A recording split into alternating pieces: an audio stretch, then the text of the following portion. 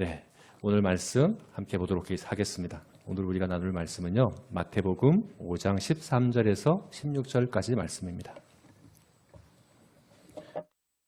5장 13절에서 16절까지 말씀입니다. 우리 한 절씩 교독하겠습니다. 너희는 세상의 소금이니 소금이 만일 그 맛을 잃으면 무엇으로 짜게 하리요? 후에는 아무 쓸데없어 다만 밖에 버려져 사람에게 밟힐 뿐이니라. 너희는 세상의 빛이라. 산 위에 있는 동네가 숨겨지지 못할 것이요. 사람이 등불을 켜서 말 아래 두지 아니하고 등경 위에 두나니 이러므로 집안 모든 사람에게 빛이 느니라. 이같이 너희 빛이 사람 앞에 비치게 하여 그들로 너희 착한 행실을 보고 하늘에 계신 너희 아버지께 영광을 돌리게 하라. 아멘. 네, 우리가 지난주까지 팔복에 관한 말씀을 보았죠. 심령이 가난한 자는 복이 있나니 천국이 그들의 것이며, 이렇게 시작되는 팔복 말씀을 봤습니다. 그런데 이것이 8가지 복을 이야기하는 건 아니에요. 8가지 서로 다른 복을 이야기하는 것이 아니라 한 가지 복, 바로 천국의 복을 다양하게 표현해 놓은 것이죠. 그래서 첫 번째 복과 마지막 복이 같아요. 천국이 그들의 것임이라. 현재형으로. 현재 그들이 천국을 받은 사람들이다. 천국 백성은 어떤 사람들입니까? 천국을 그들의 것으로 받은 사람들입니다. 이미 받은 사람들. 그런데 두 번째부터 7번째에 해당하는 그 중간에 있는 것들은 다 미래형이에요. 현재가 아니라 미래예요. 왜 그렇습니까? 우리에게 있어서 천국은 현재적이기도 하지만 대부분은 미래적입니다. 우리가 앞으로 미래에 장래에 경험하게 될 천국. 천국은 미래적이라고 볼 수 있습니다. 그래서 우리가 지난주까지 나눈 말씀에서 천국 백성은 어떤 사람들이냐, 내가 천국 백성인지 아닌지 어떻게 아느냐, 내가 수많은 무리들과 제자들 중에서 정말 제자라는 사실을 어떻게 아느냐 할 때는 어떻게 알 수 있을까요? 내가 받은 복을 통해서 알 수 있을까요? 그게 아닌 거죠. 우리가 받은 천국의 복은 미래적입니다. 그래서 내가 받은 복을 통해서 내가 천국 백성을 알려고 하면 오해하기 쉬워요. 시편을 보게 되면, 시편 73편을 보게 되면, 시편 73편이 아삽이라고 하는 분이 쓴 시인데, 그분이 그렇게 오해하고 시험에 들 뻔했다라고 이야기를 하고 있습니다. 시편 73편을 보면 이렇게 말씀하고 있죠. 나는 거의 넘어질 뻔하였고 나의 걸음이 미끄러질 뻔하였으니 이는 내가 악인의 형통함을 보고 오만한 자를 질투하였습니다. 그들은 죽을 때에도 고통이 없고 그 힘이 강건하며 사람들이 당하는 고난이 그들에게는 없고 사람들이 당하는 재앙이 그들에게는 없나니 그들이 말하기를 하나님이 어찌알랴 지존자에게 지식이 있으랴 볼지어다 이들은 악인들이라도 항상 평안하고 재물도 더욱 불어나느니라. 이렇게 아삽이 볼 때 악인들이 이 땅에서 너무 평안하고 형통하게 성공하고 부자로 건강하게 죽을 때도 평안하게 너무 그렇게 살아가는 걸 보는 거예요. 그들은 하나님이 없다라고 이야기하는데 지존자가 나를 어찌 알랴 이렇게 교만하게 이야기하는 그 사람들이 너무 잘 살아가는, 그럼에도 다른 한편으로는 천국 백성들은 오히려 성경에 나와 있는 천국 백성들을 보십시오. 많은 성경의 인물들을 보십시오. 믿음의 사람들을. 그죠? 가난하게, 연약하게, 또 고난 가운데, 핍박 가운데, 우리가 지난주에 봤던 말씀처럼 의를 위하여 핍박받는 것은, 그죠? 너희 전에 있던 선지자들도 다 그러했기 때문에 기뻐해야 된다라고 말씀했던. 어떻게 보면 천국 백성들이 이 땅에서 받아 누리는 복이 잘 안 보이는 거죠. 그래서 지금 현재 누리고 있는 복을 가지고 내가 천국 백성인가 알 수 없습니다. 이 천국 복은 미래적입니다. 그럼 뭘 보고 알 수 있습니까? 우리가 천국 백성인 걸 어떻게 압니까? 할 때는 이 팔복의 말씀이 조건과 결과로 구성되어 있잖아요. 심령이 가난한 자는 조건, 그리고 그 결과가 뭡니까? 천국이 그들의 것이며, 이렇게 되어 있으면 이 둘 중에서 전반부에 있는 조건에 해당하는 것, 이게 바로 우리 천국 백성을 알 수 있는 미래적인 것 말고 현재 그 천국의 복을 받을 자로 살아가는 우리의 모습을 통해서 내가 천국 백성인 줄 아는 거죠. 그래서 우리가 지난주에 봤던 8가지 복 중에서 후반부 4개의 복은 천국 백성이 현재 어떻게 살아가고 또 어떻게 자라가는가에 대해서 이야기하는 것이라고 말씀드렸는데 특히 3가지죠. 그죠? 관계에 있어서의 성장, 그리고 우리 내면의 성장, 다음에 사명에 있어서 성장. 긍휼히 여기는 자는 이것은 바로 우리 관계에 있어서의 성장을 이야기하는 것이고 또한 마음이 청결한 자는 이건 우리 내면의 성장을 이야기하는 것이고 화평케 하는 자는 이건 사명의 성장을 이야기하는 것입니다. 그래서 제가 그렇게 말씀드렸습니다. 우리가 현재 경험하는 천국은 성장입니다. 우리가 성장하는 겁니다. 자라가는 것입니다. 우리가 외적으로 누리는 어떤 복, 이건 일시적인 거죠. 그 복으로 우리가 천국 백성으로 아는 것이 아니라 내가 어떻게 자라가고 있는가를 통해서 내가 천국 백성임을 알 수 있다. 이게 바로 현재 우리가 누리는 천국이다라고 이렇게 말씀을 드렸습니다.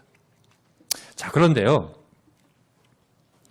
그 자람이 현재 우리가 천국 백성으로 자라가는 관계에 있어서 우리 내면에 있어서 우리 사명에 있어서 자라가는 그 자람이 성장이 이루어지는 배경, 환경이 있습니다. 무엇입니까? 바로 세상이라고 하는 환경입니다. 세상. 그래서 예수님은 팔복을 이야기하시고 나서 바로 뒤이어 하신 말씀이 뭐냐면 세상에 대한 말씀이었어요. 천국 백성과 세상의 관계에 대해서 바로 이어서 말씀하세요. 지난주에 사실 우리가 이미 11절 말씀부터 봤어요. 10절과 11절 말씀은 다 의를 위하여 핍박받는 걸 이야기하는 것 같지만 사실은 크게 다른 이제 인칭이 3인칭에서 2인칭으로 바뀌어졌어요. 다르게 말씀하시는 거예요. 어떻게 달라졌느냐? 세상과의 관계에 대해서 이제 예수님께서 말씀하시고자 하는 거예요. 천국 백성이 어떤 사람들인가 하는 것에 대해서 말씀하시고 나서 바로 이어서 말씀하신 것은 그 천국 백성이 세상과의 관계가 어떠한가에 대해서 교훈하시는 거예요. 우리가 천국 백성으로서 바르게 자라기 위해서는 우리가 자라야 될 그 환경이 되는 세상과의 관계를 잘 이해해야 합니다. 세상과의 관계를 바로 알아야 합니다. 그래야 바르게 자랄 수 있습니다. 세상과 우리의 관계를 잘 이해하지 못하면 자랄 수 없습니다. 성장할 수 없습니다. 앞에서 봤던 아삽과 같이 시험에 들어요. 넘어져요. 혹은 더 나아가서 세상에 동화되어 버리고 세상과 같아지거나 아니면 위축되어서 세상으로부터 물러나서 자기만의 세상에 갇혀버리는, 그럼 자라지 못하는 거죠. 우리는 세상 안에서 세상과 바른 관계를 형성하며 우리가 천국 백성으로 자라가야 하는 것입니다. 그래서 특별히 오늘 읽은 13절부터 16절까지 말씀, 여기서 예수님은 우리 주변에서 쉽게 접하는 정말 현실적인, 우리 현실에 있어서의 천국은 성장이라고 말씀드렸죠. 그죠? 내가 지금 천국 백성으로서 경험해야 될 그 천국, 이것은 피상적이고 이론적인 게 아니에요. 실제 우리 삶에 이루어지는 일. 그래서 예수님은 가장 현실적인 그 2가지 사물을 통해서 천국 백성과 세상의 관계를 설명하십니다. 가장 가까이 있는, 누구나 쉽게 접하는 2가지 사물, 뭡니까? 소금과 등불입니다. 소금과 등불. 소금과 등불은 굉장히 흔한 것이고 누구에게나, 어느 집이나 아무리 가난한 집이라도 소금과 등불 없는 집은 없어요. 그 당시에도 그랬어요. 예수님 당시에도. 예수님은 가난한 집이었잖아요. 그죠? 그럼에도 불구하고 예수님은 아마도 어려서부터 자라오면서 주변에서 소금을 사용하는 것을 늘 보고 또 등불을 켜놓는 것을 늘 경험하면서 보면서 자라오셨을 것이고, 또 이 말씀을 듣는 수많은 사람들도 다 집에는 다 있어요. 소금과 등불은 다 있어요. 이건 정말 생활 필수품에 해당하는 것입니다. 누구나 다 갖고 있는 정말 현실적인 2가지 사물. 그리고 여기서 예를 들고 있는 얘기도요. 소금이 그 맛을 잃으면, 우리가 생각할 때는 어떻게 소금이 맛을 잃어? 소금이 어떻게 짠맛을 잃어버려? 소금은 굉장히 안정적인 그런 화학물이라고 우리가 알고 이게 쉽게 변하지 않거든요. 맛을 잃어버리지 않거든요. 우리가 이해할 수 없지만 당시에 사람들은 다 이해하는 얘기였어요. 무슨 말이냐면 당시에 사용하던 소금은 사해 근처에 이 바다에서가 아니라 땅에서 암염이라고 하죠. 거기서 이제 가져온 소금이었는데 정제술이 발달되어 있지 않았기 때문에 그 순도가 낮았어요. 그래서 겉으로 보기에는 하얀색 물질인데 시간이 지나면서 가장 잘 녹는 것이 염화나트륨이거든요. 그게 녹아서 그 성분이 빠져버리면 겉으로 볼 땐 소금인데 소금의 맛은 없는 거예요. 그래서 관리를 잘못하면, 보관을 잘못하면 소금이 그 맛을 잃어버리는 경우가 그때는 흔히 있었던 일이었던 거예요. 사람들이 다 이해하는 얘기예요. 또 등불을 말 아래 두지 않는다. 이 말은 뛰어다니는 말이 아니죠. 그 그릇을 얘기하는 거예요. 9리터 들이의 그릇이에요. 용기를 얘기하는 거예요. 당시에는 성냥이 없었어요. 불을 피우기가 어려웠습니다. 그래서 등불을 켜놨다가 잠시 어딜 나가려고 하면 다시 껐다가 켜는 것이 굉장히 어렵잖아요. 그래서 어떻게 해야 됩니까? 그냥 두고 가면 불이 날 수 있잖아요. 위험하잖아요. 그래서 말에다 덮어두는 거예요. 말을 가지고 덮어두고 이거 안전하게 지키려고 보호하려고 덮어두는 일들을 했었던 거죠. 흔히 볼 수 있는 그런 일들, 그런 사물들을 갖고 천국 백성과 세상의 관계를 이야기하는 거예요. 너희는 세상의 소금이다. 너희는 세상의 빛이다. 하는 그 말씀을 이야기해 주고 있는 거죠. 그래서 오늘 우리 이 말씀을 통해서 천국 백성과 우리 천국 백성과 세상의 관계가 어떠한지, 어떠해야 하는지 우리가 좀 정리해서 생각해 보기 원합니다. 크게 세 가지로 정리해 볼 수 있습니다. 이건 비유이기 때문에 소금과 빛이다. 소금과 등불, 이건 비유거든요. 비유는 우리가 해석할 때 조심해야 돼요. 우리 임의로 막 해석하면 안 되거든요. 예수님께서 이 비유를 통해서 하시고자 하는 말씀이 뭔가, 그 의도가 뭔가를 우리가 잘 찾아봐야 됩니다. 예수님께서 세 가지의 의미를 우리에게 말씀하고 있습니다. 소금과 빛이라고 하는 이 두 가지 사본을 통해서 세상과 천국 백성의 관계가 어떠해야 하는가를 크게 세 가지로 이야기하고 있습니다. 첫 번째는 세상과의 구별성입니다. 천국 백성이 세상과 얼마나 다른 존재인가, 달라야 하는가에 대해서 이야기해 주고 있습니다. 두 번째는 세상 속으로 들어가는 것, 세상 속으로 찾아가는 것, 세상 가까이, 세상과 함께하는 것에 대해서 또한 이야기를 하고 있습니다. 그래서 세상의 소금이다, 세상의 빛이다 라고 이야기하고 있죠. 그리고 마지막으로 세상 넘어 우리가 바라봐야 하는 것에 대해서 또한 이야기를 하고 있습니다. 우리가 세상의 소금과 빛이어야 하는 이유는 우리 자신을 위해서도 아니고 세상을 위해서도 아니고 그 넘어 하나님 아버지께서 영광을 받으셔야 하기 때문이다 라고 하는 것을 이야기해 주고 있습니다. 세상과 우리의 관계는 어떠해야 하는가?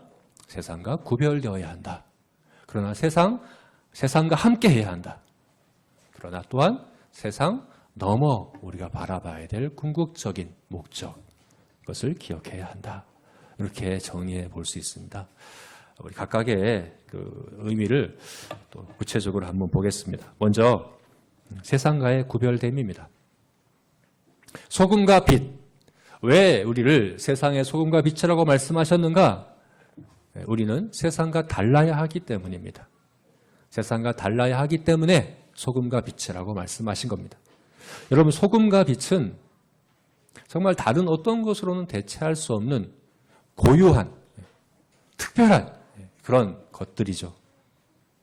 그럼 우리가 뭐 단맛이나 뭐 매운맛이나 쓴맛이나 신맛이나 이런 것들은 맛을 낼 수 있는 것이 여러 가지가 있습니다. 그러나 짠맛은 오직 소금만 냅니다. 소금 외에는 짠맛을 낼 수 있는 것이 없습니다. 소금을 대체할 수 있는 것은 없습니다. 소금은 다른 모든 물질과도 특별히 구별되는, 차별되는 그런 물질이 바로 소금이라는 거죠. 빛은 어떻습니까? 빛은 어둠과 확연히 구별됩니다. 그죠? 그래서 깜깜한 곳에서는 아무리 작은 빛이라도 아무리 희미한 빛이라도 분명하게 드러날 수밖에 없습니다. 구별됩니다. 확실하게 구별됩니다. 소금과 빛이라고 하는 것은 구별성이라고 하는 것에서 차별성, 구별성이라고 하는 것에서 아주 분명한 특징이 있는 것이라고 할 수 있습니다. 예수님은 이 구별성에 대해서 강조하고 계세요. 어떻게 강조하고 있습니까? 소금이 맛을 잃으면 이라는 말씀을 통해서 소금이 맛을 잃어버리면 다른 물질하고 똑같아지는 거죠. 그죠? 그럼 어떻게 됩니까? 밖에 버리워서 사람들에게 밟힐 뿐이다. 무가치해지는 거다. 아무 소용 없어지는 거다. 소금의 가치는 그 짠맛에 있다는 얘기예요. 소금의 가치는 다른 것으로는 낼 수 없는 소금만의 구별된 그 특징, 거기에 바로 소금의 가치가 있다라고 말씀하시는 거죠. 우리 성도도 마찬가지라는 거죠. 그죠? 우리 성도의 가치는 어디 있습니까? 천국 백성의 가치, 의미 어디에 찾을 수 있습니까? 세상과 다르다는 것에서 찾아야 된다는 겁니다. 세상이 흉내낼 수 없는 천국 백성만 가질 수 있는 천국 백성만 누릴 수 있는 그 특징, 그게 바로 우리가 세상과 관계할 때 기억해야 될 첫 번째 사실이다. 등불을 말 아래 두지 않는다. 등불은 빛이 비춰야 되는데 말 아래 두면 등불이 어둠이 되는 거예요. 빛이 어둠이 되어버리는 거예요. 빛이 어둠과 같아지는 거예요. 달라야 되는데 같아지는 거예요. 그럼 아무 소용없다라고 이야기를 하는 겁니다. 말 아래에 갇혀진 등불은 그저 화재를 예방하려고 하는, 오히려 해로움을 두려워서 유익을 주는 존재가 아닌 거예요. 부담스러운 존재인 거죠. 그죠? 그런 존재일 수밖에 없다는 거예요. 성도가 세상과 다른, 세상과 구별되는 천국 백성으로서의 그 특징을 잃어버리면, 세상과 같아져 버리면 오히려 부담스러운 존재예요. 아무 가치 없어서 밖에 밟히는 그런 존재. 그렇거든요. 소금은 맛을 잃어버리면 맛을 잃은 그 소금은 아무 데도 쓸 수 없습니다. 걸음으로도 못 쓴대요. 그냥 밟고 다니는 것밖에 할 수 없어요. 맛을 잃었다라는 이 표현이 원래 원어적인 의미는 어리석게 된다예요. 어리석게 된다. 어리석게 되어버리는 거예요. 무가치하게 되어버리는 거예요. 세상과 다를 때, 세상과 구별될 때 우리 천국 백성의 가치가 드러난다 하는 겁니다. 그렇다면 그 세상과의 다른 점이 뭡니까? 우리가 세상과 달라야 되는 게 뭘까요? 우리 성도가 세상과 달라야 되는 것은 뭡니까?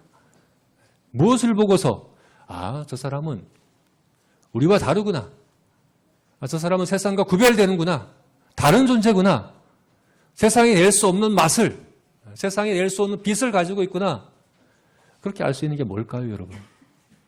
뭘까요? 네, 우리가 앞에서 봤던 팔복이죠. 팔복의 앞에 남아있던 그 조건들, 특별히 우리 지난주에 나눴던 전반부 4개의 복은 거듭나는 과정에 대해서 이야기하는 것이고, 뒤에 나오는 4개의 복은 거듭난 이후의 성도의 특징이라고 말씀드렸죠. 그죠? 그 4개, 그 중에서 특별히 앞에 있던 3가지, 긍휼과 그리고 마음의 청결함과 그리고 화평케 한다고 하는 관계와 우리 내면과 사명에 있어의 성장, 이게 바로 우리 천국 백성이 세상과 구별되는 것이죠. 긍휼히 여기는 자, 천국 백성은 긍휼히 여기는 자입니다. 관계에 있어서 긍휼히 여기는 그런 관계의 성장이 있는 것이 바로 천국 백성입니다. 이거 여러분, 세상은 흉내낼 수 없는 겁니다. 세상은 흉내낼 수 없습니다. 세상에서도 믿지 않는 사람들도 긍휼히 여기고 또 사랑하고 서로 배려하고 이해하고 용납하고 하는 것 같습니다. 네, 맞습니다. 그렇게 합니다. 그러나 여기서 이야기하는 긍휼과는 차원이 다른 겁니다. 여기서 이야기하는 긍휼은 뭡니까? 하나님이 우리를 긍휼히 여기시는 그 긍휼, 받을 자격이 없는 자, 아니 그 넘어 그 이상의 받아서는 안 되는 자에게 베푸시는 하나님의 조건 없는 사랑을 이야기하는 것이죠. 왜 우리를 사랑하십니까? 우리가 사랑받을 만해서가 아니라 하나님이 사랑이시기 때문에, 하나님의 사랑에서 그것이 근원이 되고 근거가 되어서 끊임없이 흘러나오는 그 긍휼, 그 긍휼을 베푸는 자가 바로 우리들이다라고 이야기를 하는 거죠. 세상의 사랑은 다 조건적입니다. 연인들의 사랑도 사랑할 만한 이유가 있어서 사랑하는 것이지 사랑할 이유가 없는데 사랑하지는 않습니다. 부모와 자녀 간에도 이유가 있어서 사랑합니다. 조건 없이 사랑하는 사랑은 세상에 없습니다. 그러나 하나님은 우리를 사랑할 이유가 있어서가 아니라 하나님 자신이 사랑이시기 때문에 사랑할 이유와 조건이 없음에도 오히려 사랑받아서는 안 되는 우리들임에도 불구하고 끊임없이 사랑하셨고 사랑하고 계시고 또 앞으로 사랑하실 것입니다. 그 하나님의 긍휼이 넘치는 강물처럼 우리에게 지금 흘러 들어오고 있습니다. 그죠? 우리가 흘려내보내지 않으면 어떻게 됩니까? 더 이상 흘러 들어오지도 않을 거거든요. 성도는 그 긍휼을 흘려보내는 사람입니다. 그 사람에게서 사랑의 이유를 찾지 않습니다. 어디서 찾습니까? 하나님에서 찾습니다. 우리가 다른 일을 긍휼히 여기는 것은 하나님의 긍휼 때문입니다. 하나님의 조건 없는 그 긍휼이 지금도 끊임없이 흘러오기 때문에 내가 싫어하는, 내가 마음에 들지 않는, 내가 받아들일 수 없는 그런 사람이라 하더라도 끊임없이 긍휼을 흘려보낼 수 있는 것, 이게 바로 천국 백성이에요. 세상이 흉내낼 수 없습니다. 천국 백성만 할 수 있는 소금의 짠 맛이고 등불의 빛입니다. 또한 내면의 성장, 마음의 청결함, 마음이 청결한 자는 복이 있나니 하나님을 볼 것이요. 이 마음의 청결함, 이것도 세상이 흉내낼 수 없는 겁니다. 이건 그저 마음을 깨끗하게 비운다는 의미가 아니죠. 그죠? 우리 마음을 깨끗하게 비운다. 무욕. 이거는 기독교의 가르침이 아닙니다. 성경에서 이야기하고 있는 깨끗함이 아닙니다. 성경에서의 깨끗함은 채워짐입니다. 하나로 채워지는 겁니다. 성경에서의 부정함은 두 가지, 두 마음입니다. 두 종자를 섞어 뿌리고 두 직무를 섞어 짜고 이걸 성경에서는 부정하다고 이야기를 하는 겁니다. 두 주인을 섬기고 이게 바로 부정한 마음인 거죠. 청결한 마음은 하나님으로 가득 채워진 마음입니다. 우리 안에 있는 우상들을 제하고 하나님의 자리에는 하나님만 있을 수 있습니다. 하나님이 주신 많은 선하고 좋고 유익한 것들이, 그죠? 다 하나님의 선물들로 주셨는데 정말 좋은 것들인데 하나님의 자리에 가면 더 이상 선하고 좋은 게 아닙니다. 더럽고 추하고 우리 마음을 부정하게 하는 우상일 수밖에 없습니다. 하나님의 백성은 어떤 사람들입니까? 하나님만이 우리의 주인이시고 하나님만이 우리의 섬김의 대상이시고 하나님만이 우리의 왕이시고, 그죠? 나 자신도 나의 주인이 아님을 알아 하나님을 위하여 또 하나님의 뜻을 따라서만 살아가기를 힘쓰고 애쓰는 사람들. 하나님과 경쟁자가 되는 것이라고 한다면 그 어떤 것이라도 아무리 좋고 선한 것이라도 하더라도 하나님의 자리에서 끌어내고 그 자리에 하나님을 두고 섬기는 그 사람, 그게 바로 천국 백성이라는 거죠. 그죠? 하나님의 가장 큰 경쟁자가 뭡니까? 성경은 그걸 돈이라고 이야기를 해요. 두 주인을 섬길 수 없다고 얘기하면서 돈과 하나님을 비교하는 걸 봅니다. 많은 사람들이 돈을 하나님처럼 섬깁니다. 하나님이 하실 수 있는, 하나님만 하실 수 있는 것을 돈에게 요구합니다. 돈이 우리를 돌보고, 돈이 우리를 보호하고, 돈이 우리를 안정을 주고, 돈이 우리를 만족시키고, 돈을 우리를 기쁘게 하고, 하나님이 하셔야 하는 것들입니다. 돈에서 그걸 찾습니다. 또 다른 경쟁자는 뭡니까? 나 자신입니다. 결국 나 자신이, 우상은 그런 거거든요. 우상에게 비는 것이 사실 우상을 섬기는 거 아닙니다. 우상에게 빌어서 결국 내가 원하는 걸 얻겠다는 거고. 우상 숭배는 결국 자기 숭배입니다. 내가 주인 되겠다고, 내가 하나님 되겠다고 하는 것이 바로 우상이거든요. 천국 백성은 자기를 부인하는 사람입니다. 자기를 부인하고 자기 십자가를 지고 예수님을 쫓아가는 그 사람. 그래서 정말 온 세상이 나를 중심으로 돌아가는 것처럼, 그죠? 자아로 가득한, 자존감이라고 하는 것으로 가득한 이 세상 가운데 하나님으로만 가득 채워진 마음으로 살아가는 그 사람들. 그게 바로 천국 백성이다. 세상이 낼 수 없는 천국 백성의 짠 맛이고 천국 백성의 빛이다 라고 말씀하고 있는 거죠. 또 세 번째로 뭡니까? 화평하게 하는 자. 그러니까 사명을 이야기하는 거죠. 화평. 이건 영적인 차원에서 화평을 이야기하는 것을 이야기합니다. 예수님이 화목 제물로 오셨습니다. 화평을 위해 오셨습니다. 주는 우리의 화평이십니다. 예수님이 십자가에 죽으심으로 우리를 위하여 우리를 구속하심으로 원수되었던 하나님과 원수되었던 우리가 화평하게 되었습니다. 그죠? 예수님은 화평하게 하는 자이십니다. 그리고 우리에게 화평하게 되는 자가 되라고 사명을 주셨습니다. 그래서 우리는 복음을 통하여 화평하게 하는 자입니다. 그리스도 안에서 모든 만물이 통일되게 하는 그 일을 우리는 복음을 통해서 이뤄가는 자들입니다. 그래서 화평하게 하는 자는 하나님의 아들이라 일컬음을 받는다. 하나님의 아들이라 일컬음 받는 것은 예수님 재림하실 때, 그죠? 예수님 재림하실 그날에 우리가 하나님의 아들로 공식적으로 인정되는 것을 이야기하는 거죠. 우리는 그 사명, 그 목표, 그 표대를 향해서 우리가 최선을 다해서 충성하는 그런 사명자들이 바로 천국 백성이다라고 이야기를 하는 것이죠.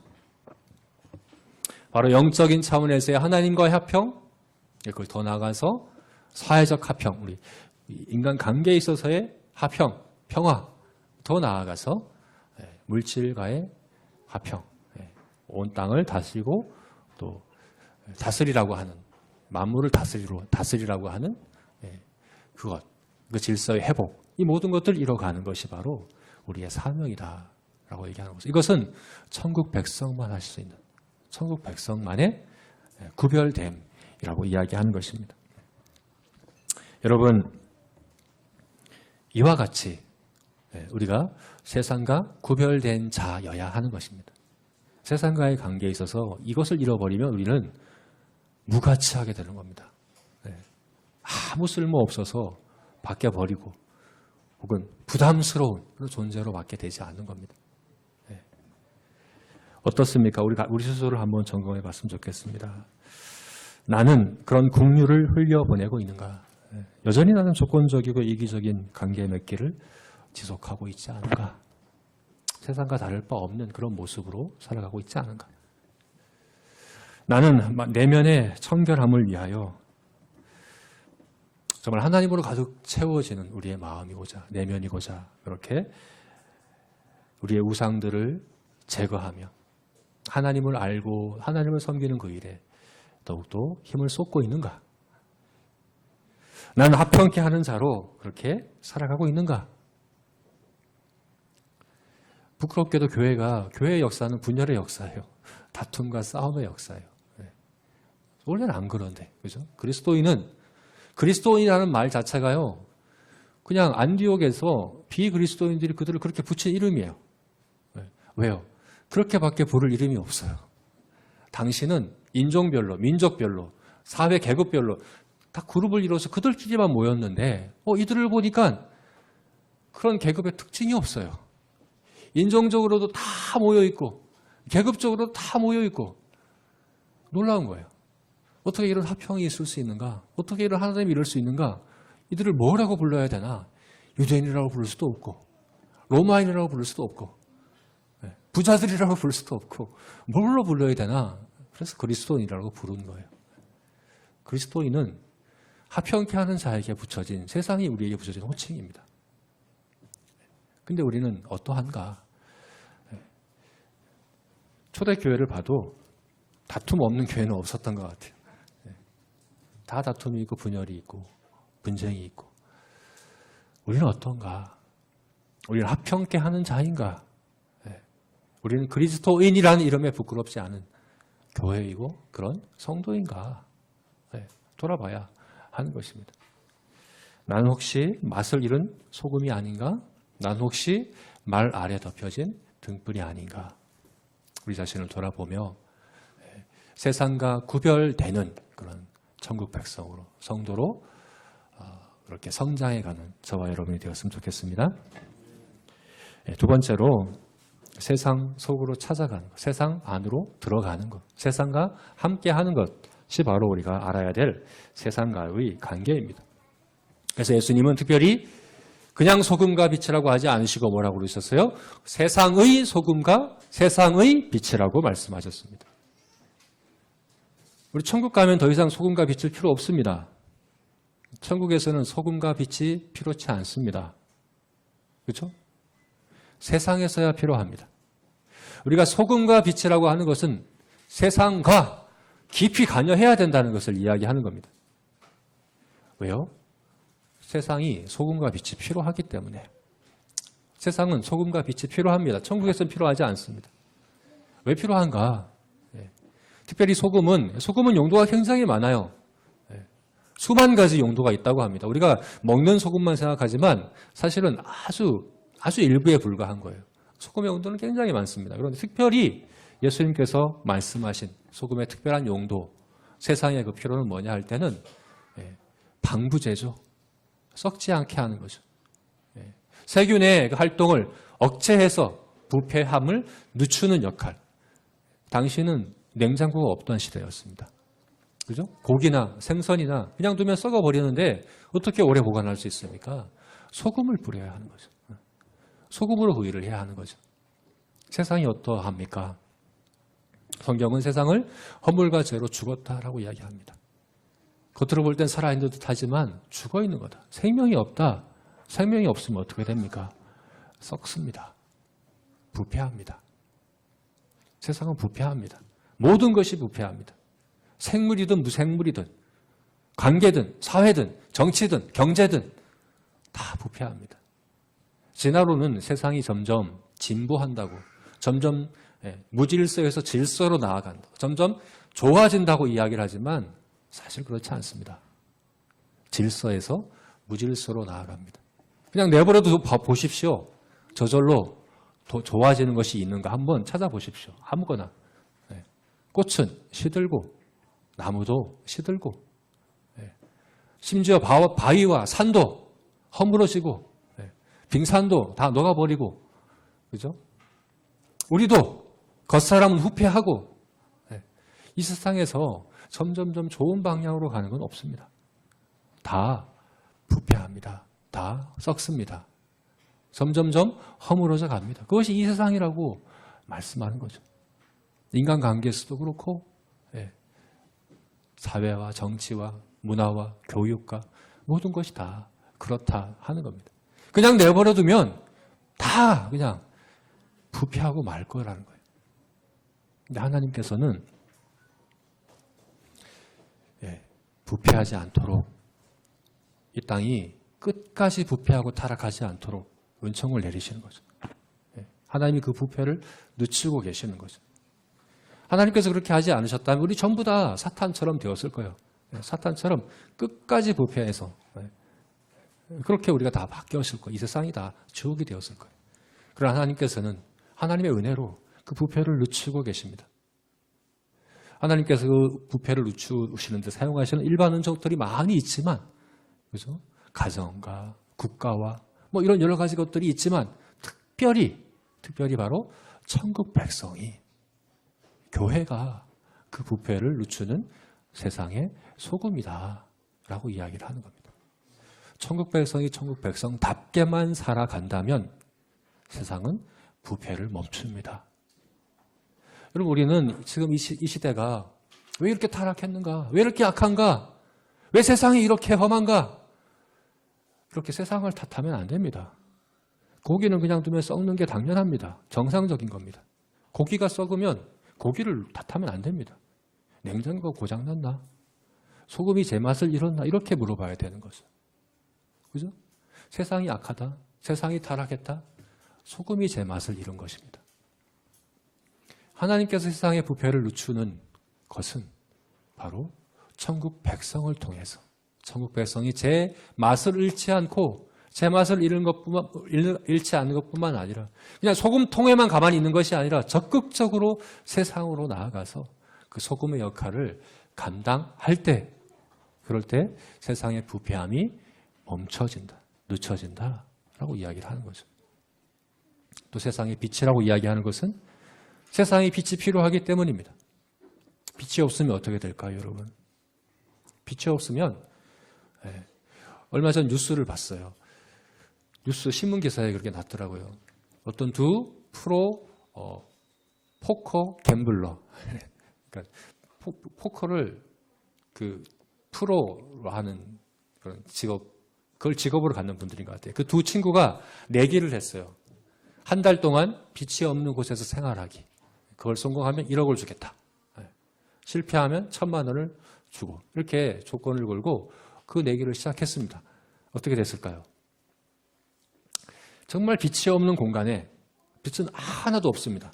그 안에 이제 세면대와 이제 씻을 수 있는 것이 있고, 또 침대가 있고, 냉장고가 있어요. 냉장고에 그 불빛도 빼버렸어요. 빛은 무조건 없게. 그리고 원하는 음식은 언제든지 원하는 대로 제공합니다. 그리고 이제 적외선 카메라로 그것을 카메라로 관찰하고 하는데, 15일 정도 돼서 이제 그 밖에 있던 1억을 주기로 했던 그 친구가 협상을 하는 거예요. 이제 도박하는 사람들이니까 이제 협상을 하는 거예요. 야, 여기서 그냥 내가 5천만 원 줄 테니까 이제 포기하고 나와라. 이 사람은 야, 내가 조금만 더 있으면 1억 받는데 왜 포기하냐? 이렇게 협상하다 결국 20일째 6천 얼마를 받고 나왔대요. 그게 이제 신문 기사로 났더라고요. 그 어둠 속에서 생활했던 사람이 자기 경험을 이야기를 합니다. 환각이 보이기 시작하고, 막 스트레스가 극에 달해서, 정말 미칠 지경까지 갔다고 합니다. 처음에는 그냥 잠자고 편히 그냥 운동하고 그냥 그렇게 지내면 되겠지라고 생각했는데 그게 아닌 거예요. 빛이 없다는 것은 빛만 없는 게 아니에요. 모든 걸 다 잃어버리는 거예요. 그럼 빛은 분별력입니다. 우리는 사실 빛을 보진 않아요. 그죠? 빛을 쳐다보진 않아요. 그러나 빛을 통해 모든 걸 봐요. 빛을 통해 모든 걸 봐요. 빛이 없으면 모든 걸 못 보는 거예요. 세상에 빛이 없다는 건 뭡니까? 분별력이 없다는 겁니다. 뭐가 선한 건지, 뭐가 악한 건지, 뭐가 영원한 건지, 뭐가 일시적인 건지, 뭐가 유익한 건지, 뭐가 회로운 건지를 분별할 수 없습니다. 방향을 잃어버렸습니다. 의미를 잃어버렸습니다. 목적을 잃어버렸습니다. 그게 바로 세상의 상태고 상황이다. 그런 가운데 하나님께서 특별히 성도를, 천국 백성들을 그냥 천국 백성답게 살아가기만 하면, 세상에서 천국 백성답게 살아가는 그 모습이 사람들에게 의미를 찾아주고 목적을 찾아주고 방향을 찾아주고 분별력을 찾아주고 영원하고 선하고 유익한 건지 뭔지, 그것이 무엇인지 깨닫게 해주는 그것, 그게 바로 천국 백성을 이 땅 가운데 두신 하나님의 뜻이다라고 이야기를 하는 겁니다. 당장에 우리를 천국으로 데려가시지 않으시고 엘리야나 에녹처럼 그냥 당장 데려가셔도 되잖아요. 그러나 세상 가운데 소금과 빛으로 두신 이유는 바로 그런 필요가 세상에 있기 때문이다 라고 예수님께서 말씀하시는 겁니다. 우리가 적극적으로 세상에서의 그런 역할을 감당해야 합니다. 그게 바로 천국 백성이 기억해야 될 세상과의 관계입니다. 어떻게 해야 될까요? 두 가지로 나눠서 볼 수 있을 것 같아요. 소극적인 것, 적극적인 것. 사실은 소금과 빛이 소극적이고 적극적인 것을 이야기해 주는 것이거든요. 소금은 소극적입니다. 썩는 걸 방지하는 거죠. 부패를 방지하고 부패를 늦추는 소극적인 역할을 이야기하는 것이고, 빛은 적극적이죠. 어두움을 환히 비추고 어두운 것을 밝게 변화시키고 하는 이 적극적인 역할이 바로 빛의 역할인데, 우리는 두 가지 다 해야 됩니다. 먼저 소극적인 차원에서 우리는 이 세상의 부패를 늦추고 막아야 합니다. 어떻게 해야 될까요? 하나님의 일반 은총, 아까 말씀드렸죠. 하나님이 세상이 끝까지 타락하는 걸 막기 위해서 두신 일반 은총들, 대표적인 것이 국가와 가정입니다. 국가와 가정. 그래서 성경은 인간의 모든 제도에 너희가 순종하라 라고 말씀하실 때, 인간의 모든 제도, 국가와 가정과 이 사회와 모든 것들이 하나님의 일반 은총의 수단이라는 것을 우리에게 말씀하시는 거죠. 우리는 어떻게 해야 됩니까? 국가와 가정이 하나님의 의도하신 그 기능을 제대로 할 수 있도록, 제 역할을 할 수 있도록 우리가 힘써 행해야 합니다. 제 기능을 못할 수가 있습니다. 국가가 제 기능을 못할 때가 있습니다. 하나님의 뜻을 어긋날 때가 있습니다. 가정이 역기능적인 가정의 모습으로 될 수가 있습니다. 그러면 점점점 부패가 가속화되는 거죠. 우리가 해야 되는 건 뭡니까? 바르고 건강하게 살아가는 겁니다. 질서를 지키고 법을 지키고 기본을 지키고, 그죠?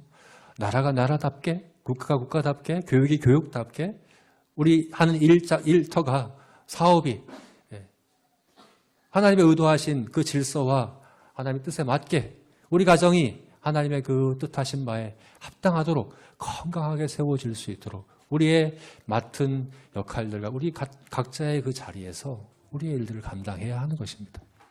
때로는 좀 쓰라리게 하고 또 쓴소리도 하고 해야 됩니다. 그게 소금이거든요. 소금은 문지르면 쓰라립니다. 세상에 대해서 너희는 설탕이라고 말씀하신 게 아니라 소금이다 말씀하신 것은 때로는 쓰라리게 하고 때로는 좀 싫어하더라도 하나님의 원하시는 바, 하나님의 뜻하신 바를 우리가 그렇게 이뤄가는 역할을 해가는 것, 이게 바로 우리가 소극적인 차원에서 이 땅에서 감당해야 될 소금의 역할입니다.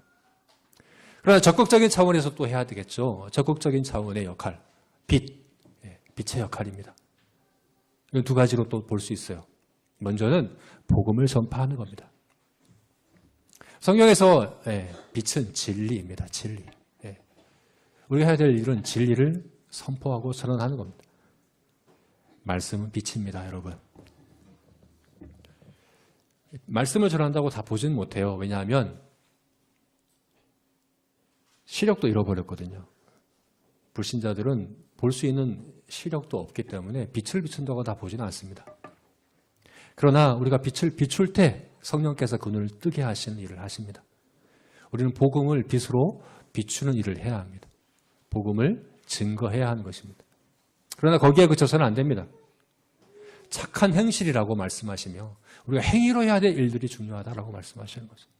우리가 전하는 복음에 합당한 삶을 살아내는 것, 복음에 합당하게 살아가는 것, 그죠? 제가 저번에 베드로전서 나눌 때 말씀드렸던 것처럼 세상은 우리가 전하는 말로 소통하기를 원하지 않습니다. 우리 행위를 보고 우리의 모습을 보고 소통하려고 합니다. 특별히 고난 가운데, 어려움 가운데 너희는 어찌 그러한 상황에서도 소망을 잃지 않느냐, 너희 가진 소망의 이유가 뭐냐라고 물어보는 거예요. 때로는 손해보고 때로는 어려움에 처하고 그런 가운데서도 복음에 합당하게 살아가는 그런 꿋꿋한 빛의 모습이 바로 세상에 우리가 행할 수 있는, 세상과 관계하는 우리의 적극적인 빛의 모습이다라고 성경이 이야기하고 있는 것입니다. 우리가 소금의 맛, 소금의 짠맛, 빛의 등불의 그 빛을 잘 간직할 뿐만 아니라 그냥 소금통에만 있지 아니하고 그냥 말 아래만 있지 아니하고 적극적으로 세상에서의 영향력을, 선한 영향력을 그렇게 행사하는, 끼치는 저와 여러분이 되었으면 좋겠습니다. 마지막으로 세 번째로 세상과의 관계에서 어떠해야 합니까? 세상 너머를 바라봐야 한다는 거죠. 세상 너머를. 우리가 세상과의 관계를 생각할 때 반드시 세상 너머를 봐야 합니다. 여러분, 팔복은 사실 내가 복받는 길이죠, 그죠? 내가 복받는 겁니다. 그리고 세상과의 관계는 세상을 유익하게 하는 길입니다. 맞습니다. 우리가 천국 백성으로 살아가면 내가 복받고 세상도 유익하게 됩니다. 그러나 그거는 부산물일 뿐입니다. 그냥 부산물이에요. 궁극적인 목적은 어디에 있습니까? 하나님의 영광에 있습니다. 하나님이 영광 받으시고 하나님이 높임 받으신 일에 있습니다. 여기에 우리가 시선을, 초점을 두지 않으면 균형을 잃어버리기 쉬워요. 어떻게 잃어버립니까? 세상에 구별된 것에만 초점 맞춰서 세상과 동떨어져서 세상에 아무런 영향도 끼치지 못하고 그냥 자기들만의 세상에 갇혀 있는 그런 모습으로 바뀌어. 그냥 나는 죽어서 천국 가는, 내세의 천국만 바라고 그렇게 살아가는 그런 모습의 성도가 되든가, 아니면 세상에 완전히 동화되어 버려서 세상과 차이점을 아무런 차이점도 찾을 수 없고 세상과 그냥 똑같이 그렇게 살아가는, 세상과 다를 바 없이 살아가는 그런 모습이 되던가, 둘 중에 하나가 되는 거예요. 이렇게 균형을 못 잡아요. 나만 알던가 세상만 알던가 그렇게 되는 거예요. 그러나 우리에게는 바라봐야 될 초점이 뭡니까? 하나님의 영광이다. 그럴 때 우리가 균형을 잡을 수 있는 겁니다. 세상에서는 구별되고 그러나 또한 세상 속에서 영향력을 끼치는 자로 그렇게 살아가기 위해서 우리는 하나님의 영광을 바라봐야 합니다. 그럴 때 우리가 낙심하지 아니하고 선한 일을 할 수 있습니다. 너희 착한 행실로 하나님께 영광을 돌리게 하라. 우리가 세상에서 선한 일을 하는 것은 나 자신을 위한 것도 세상을 위한 것도 아닙니다. 자기 만족, 나의 보상, 이것을 바로 선한 일을 하려고 하면 낙심하기 쉽습니다. 보상이 주어지지 않거든요. 쉽게 내가 기대하는 만큼 주어지지 않거든요. 늘 불만족 가운데 있고 또 낙심하게 되죠. 또 세상이 변화될 것을 기대해서 선한 일을 하면 반드시 낙심합니다. 세상은 안 변합니다. 세상은 점점 부패하는 방향으로만 갑니다. 우리가 아무리 선한 일을 해도 세상은 점점 타락한, 주님 오실 그날까지 점점 타락을 향해 나아갑니다. 세상이 변화될 걸 기대하고 우리가 선한 일을 하려고 하면 반드시 낙심합니다. 성도는 나의 보상을 위해서도 세상을 변화시키기 위해서도가 아니라 하나님이 영광 받으셔야 하기 때문에 선한 일을 하는 사람, 그게 바로 성도입니다. 세상과 우리의 관계에 있어서 나 자신, 그 너머 세상, 그 너머 하나님의 영광을 바라보고 낙심하지 아니하고 지치지 아니하고 선한 일에 열심하는 우리 모든 제자교회 성도들이 되었으면 좋겠습니다. 말씀을 맺겠습니다. 너희는 세상의 소금이다. 세상의 빛이다. 문법적으로 보자면 이것은 현재 직설법입니다. 명령형이 아닙니다. 소금이 되라, 빛이 되라가 아닙니다. 빛이다, 소금이다. 특별히 현재형이라는 것은 지금 계속 그러하다는 겁니다. 이렇게 말씀하신 이유가 뭘까요? 우리에게 확신과 담대함을 심어주시고자 그게 마땅하기 때문에 말씀하는 겁니다. 소금과 빛으로의 확신, 담대함, 이게 우리에게 있어야 합니다. 루터는 이런 말을 했습니다. 주님의 말씀 한마디면 나는 모든 권세와 칼과 총을 가지고 있는 사람들보다 더 담대할 수 있다. 칼과 총과 권세를 다 갖고 있는 사람보다 더 담대할 수 있다. 주님의 말씀만 있으면 우리는 갖고 있습니다. 너는 빛이다, 소금이다. 내가 너희를 빛과 소금으로 사용하겠다라고 말씀하십니다. 팔레스타인의 고기잡이들, 그죠? 이방의 갈릴리, 그 이스라엘 변방의 그 시골뜨기들을 통해서 세상에 이와 같은 일을 행하시겠다고 말씀하신 주님의 그 자신감, 주님의 그 확신, 그것을 이 시간에 우리가 믿음으로 받아 우리도 그렇게 세상 가운데에서 주님의 말씀만을 붙들고 소금과 빛으로 이렇게 행해가는 우리 제자교회 성도들이 되었으면 좋겠습니다. 우리 기도하겠습니다.